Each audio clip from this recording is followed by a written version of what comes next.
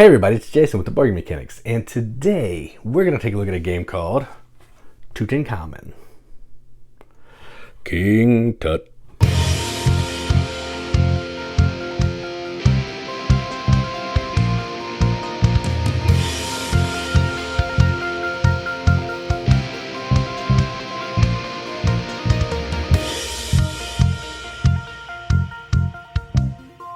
Tutankhamun is a game designed by Rainer Knizia. This version is published by 25th Century Games, and it plays, I think, 2 to 4 players, 2 to 5 players, 2 to 6 players, 15 to 30 minutes. Effectively, what you're doing in this game is, let's see if there's theme. King Tut has passed, and arrangements are being made to fill his tomb with artifacts that will travel with him to the afterlife. Prepare to collect your offerings and cleanse your spirit as you take on the role of priest and priestesses traveling down the Nile River to gather artifacts for the Great King's tomb. So that's what we're trying to do. So King Tut has passed away, and we are traveling down the Nile collecting artifacts. I don't know why there's artifacts in the Nile, but there are. And what that means is we're basically doing set collection, trying to get different sets, different amounts of these different sets of artifacts. Maybe collecting a god tile that has a special ability to try to score the most points. There's going to be first and second place for most of these tiles. So if you had the most, you're going to get some points. If there's a tie, whoever's farthest back on the river scores those points. And you're trying to be the first player to get from a certain amount of points to 0 to have your spirit cleansed. That's enough talking about it. Let's go on the table. Check it out. Come on, play the game. All right, so here's a game of Tutankhamun, all set up for 2 players. Setup's exactly the same for all player counts. So in this case, we just have 2 players.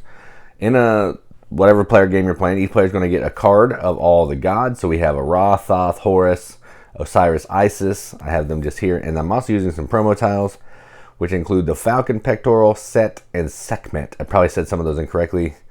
I do apologize. All right. Then you're going to randomize all the tiles out here in the Nile, however you want it to fit your table. I've kind of did a little compact thing here to make it smaller. And then you're going to have the underworld over somewhere off to the side. Then you're going to set up the bottom of the box with King Tut's coffin in there, or sarcophagus, I guess, not a coffin. And each player is going to start at 30 points. And what we're trying to do is we're trying to get down to 0 by cleansing our spirit, by collecting artifacts, and giving them to King Tut. All right. Now, the way this game works is, on your turn, you're going to take your boat. So red is going to go first, and I'm going to try to remember whose turn it is. I'm probably not going to, but this is just to show you how the game works anyway, so don't get too bogged down if I play the same turn twice. So on your turn, you're going to take your boat, and you're going to move it as far down the Nile as you want, and then you're going to collect that tile. Now, if you collect a god tile, which are the tiles that have no numbers, so they're just a picture of a god bust, you activate the god ability immediately. If you collect a tile with a number, the numbers mean a couple things. That means there's that many of this in the Nile, and that's how many points you get if you get the majority. So if you take a tile that has a number, you're going to make sure, see if there are any additional ones in the Nile. If there are no more in the Nile, it scores. Whoever has the most gets 8. Whoever has the second most gets half the point, so 4.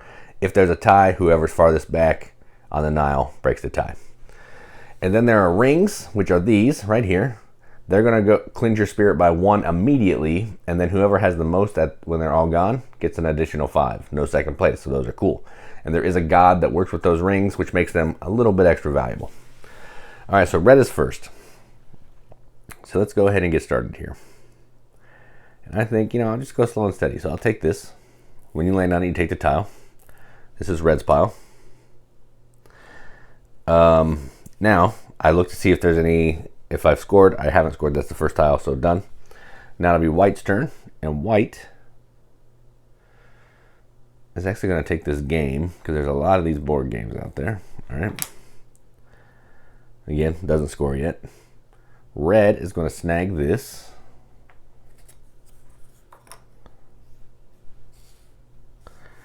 White will do this as well. Then they'll each have one of these. So now they're both in the running for some points here for the number 4. Again, they're not all gone yet.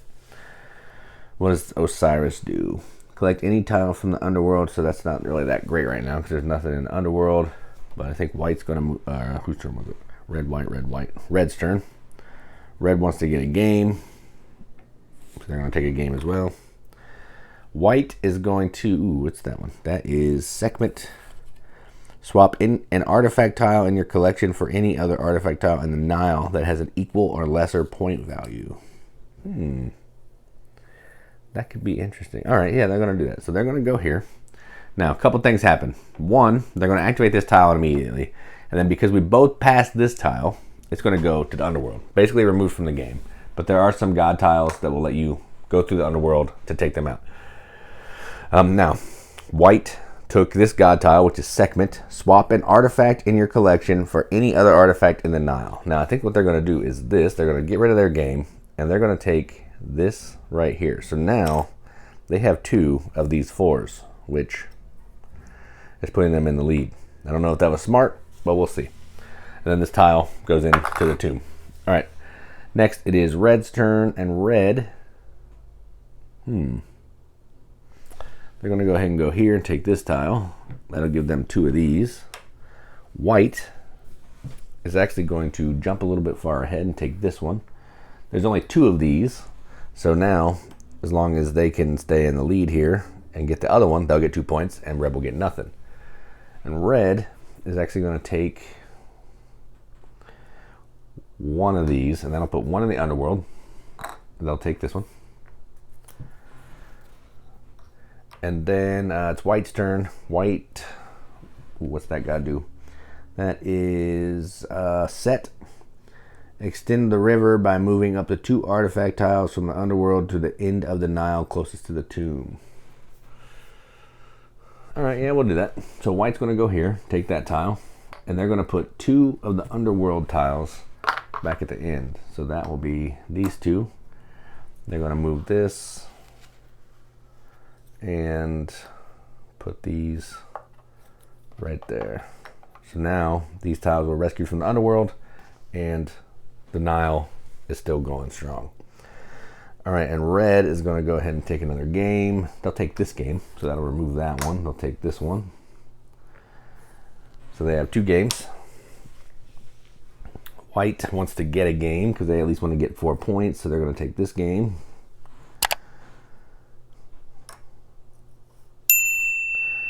And then red's turn. What does Sekhmet do? Swap an artifact. Already done that. Wait a minute. Wait a minute. Oh, yeah, we'll bypass that. They're going to take the dagger. So red is going to take the dagger. There's only 2, so trying to get some points. White is... what does the falcon pectoral? Immediately scored 2 points when collected. Oh, that's not bad. So white's just going to go here and take 2 points. So white is now in the lead with 28. All right. And this one going to the underworld. Red, I'll just take this tile. I'm going to keep trying to get some of these. And right now they don't have any, so that's fine. So then white, what's Isis do? Swap a scarab ring. They don't have any rings. All right, so white will just take this Ankh, I think. Why not?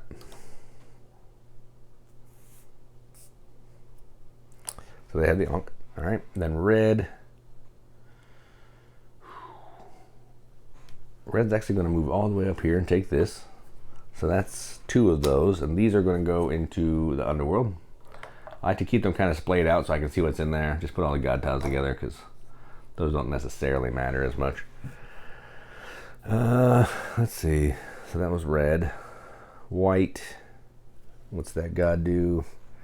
Remove a tile from anywhere in the Nile and place it in the underworld. If this is a god tile, ability is not resolved. Ooh, okay. Let's do that. So they're going to go here.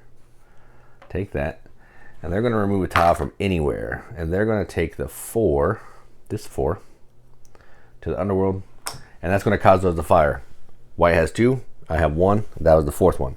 Now, when that happens, white is going to get 4 points because they had the most. So they will go 1, 2, 3, 4, I think. So they were at 28, 27, 26, 25, 20. There we go. All right. Then red will get 2 because they at least have 1.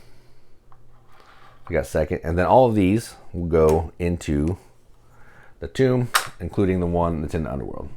All right. And now it's red's turn. So red. Let's see. Now, one other rule I didn't say is, say red was all the way up here. Instead of moving forward, you can always go backwards one space. Okay, so it is possible to keep moving back the river, but you can't go back as far as you can go forward. I think I'm just going to take this one, actually. So this goes to the underworld. Take this. All right, then it's white's turn. White wants to get one of these, so they can at least get 4 points, which is probably a good idea. And then Osiris, collect any tile from the underworld. If this is a god, resolve it immediately. Ooh, that's not bad. All right, I'm going to use Osiris. And that's going to let me take any tile from the underworld, and I want this one. That'll give me 2 of these, which is not bad. All right, and then white's turn. White can't let me have 4, so they're going to take this.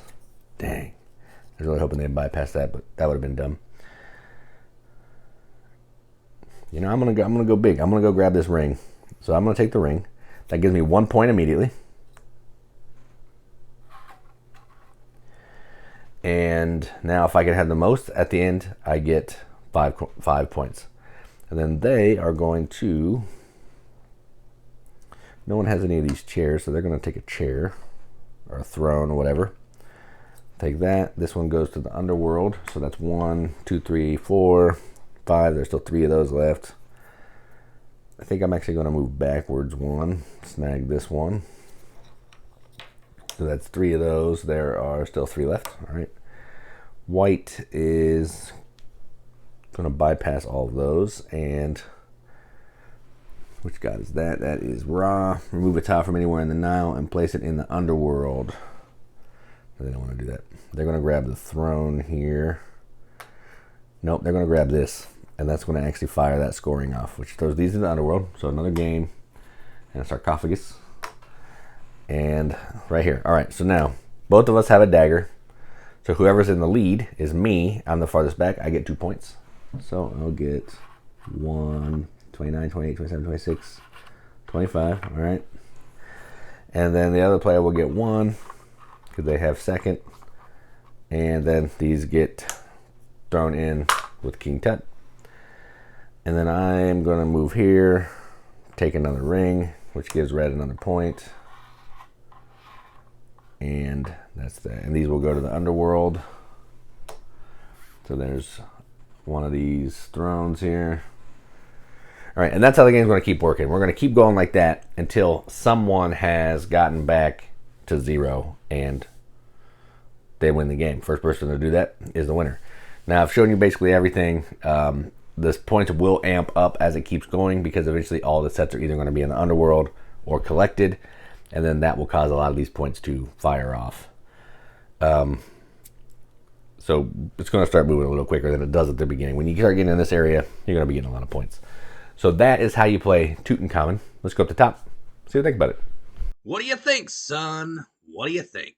All right, well, that was Tutankhamun. So let's talk about the components. Now, this is a ridiculous component. It just sits in the bottom of the box. So this is facing up. So you can throw stuff in to the tomb. Super ridiculous. Doesn't have a top. It's not even a box with a top. Ridiculous. But it looks amazing. Then you have these little clips that go on the side of the box with different colored or different shapes of head pieces and colors for your character. Those are amazing. All the ships are the same, but they're different colors. That's cool. The underworld board is a super thick piece of cardboard with some cool standees. Unnecessary. And all the tiles are beefy and thick. And this is just a standard version, not the deluxe version. So beefy and thick tiles. Easy to tell what's front and back based on the art. No complaints on the production other than seems ridiculous, but I still like it. I'm not going to knock it, it's just ridiculous. This is a fun little game. It's simple. What you saw in the video is what it is. Traveling down the river, trying to figure out which of these pieces you want to take. You're trying to play chicken with your opponent too. Maybe, if I go far up here, I'm going to wipe out a bunch of these pieces. But if you have a special god tile, you can go get some from the underworld and you're still going to score second. And I did all the work. So it's this nice little give and take back and forth of, trying to get stuff, but also trying to not leave good stuff for your opponent and just trying to be the first player to hit 0. It seems like a super simple game at first, but the more you dive into it, the more you're playing it, the more you realize there's really some depth here and some strategy. And it is a little bit thinkier than it looks. The setup is a little fiddly. It takes a minute to get that Nile out. You can make it in whatever pattern that you want. If your table's big enough, you can just do a straight line, but you can do curves, whatever you want. Doesn't matter. You need to place a line to go down.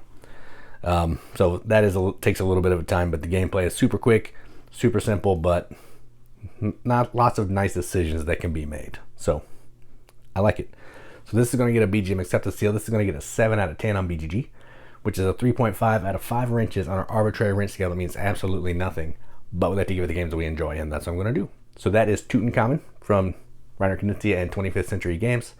I'm Jason with the Boardgame Mechanics, and as always, keep gaming.